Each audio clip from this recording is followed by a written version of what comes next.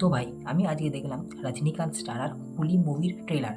Also starrer Nagarjuna, Aamir Khan, সবিন Shahir, Upendra, Satyanath, শ্রুতি হাসান আর পূজা হেগড়ে।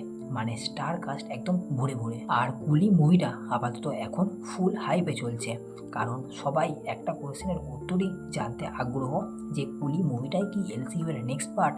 তো সেটাই বলা যাক।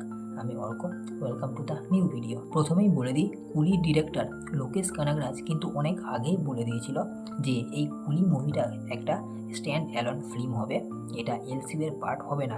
কিন্তু ফ্যান্সরা এটাতেই ভরসা পাচ্ছে না, কারণ লোকেশ এর আগেও মানে লিও মুভির বেলাতেও বলেছিল যে ওটা স্ট্যান্ড অ্যালোন মুভি, কিন্তু মুভিটা রিলিজ হবার একদিন আগে সে নিজেই টুইট করেছিল যে মুভিটা দেখতে যাওয়ার আগে কাইথি আর বিক্রমটা একবার করে রিওয়াচ করে যেতে। আর রিলিজের দিন সবাই লিওতেও এলসিইউ এর কানেকশন খুঁজে পেয়েছিল, তাই কুলি মুভিটার জন্যেও সমস্ত ফ্যান্সরা খুঁজতে আগ্রহ যে এলসিইউ এর সাথে এটা কানেকশন আছে নাকি। এবারে এই কুলির এত হাইপের পেছনে আছে অনেকগুলো কারণ। যেমন প্রথমেই তো বললাম যে এর সাথে এলসিইউ এর কানেকশন, আবার দ্বিতীয় হচ্ছে এখানে কাস্টিং বলতে এখানে সুপারস্টার রজনীকান্ত থেকে শুরু করে সবিন শাহিরের মতো পুরো ক্লাসি অ্যাক্টার্সরা আছে। আবার এর বিজিএম দিয়েছে অনিরুদ্ধ, আর অনিরুদ্ধের বিজিএম নিয়ে কেউ কোনো কথা বলতেই পারবে না। আবার এছাড়া আরও একটা ফ্যাক্টরস হচ্ছে এর ডিরেক্টর লোকেশ কানাগরাজ। তাই সব মিলিয়ে এর হাইপ কিন্তু ডিজার্ভিং।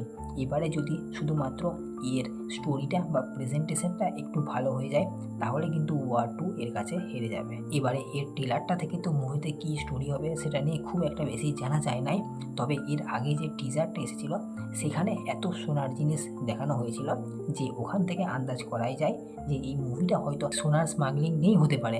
আর ট্রেলার থেকে এটাও আন্দাজ করা যেতে পারছে যে রজনীকান্ত বা নাগার্জুন বা সবিন শাহিরের মধ্যে যে কোনো দুটো গ্যাং থাকবে এই মুভিটার মধ্যে, আর সেই দুটো গ্যাংই এই মুভিটার মধ্যে সামনাসামনি হবে সোনার স্মাগলিং নিয়ে। আর রজনীকান্ত সেখানে আসবে তার বন্ধু আর শ্রুতি হাসানের বাবাকে বাঁচাতে।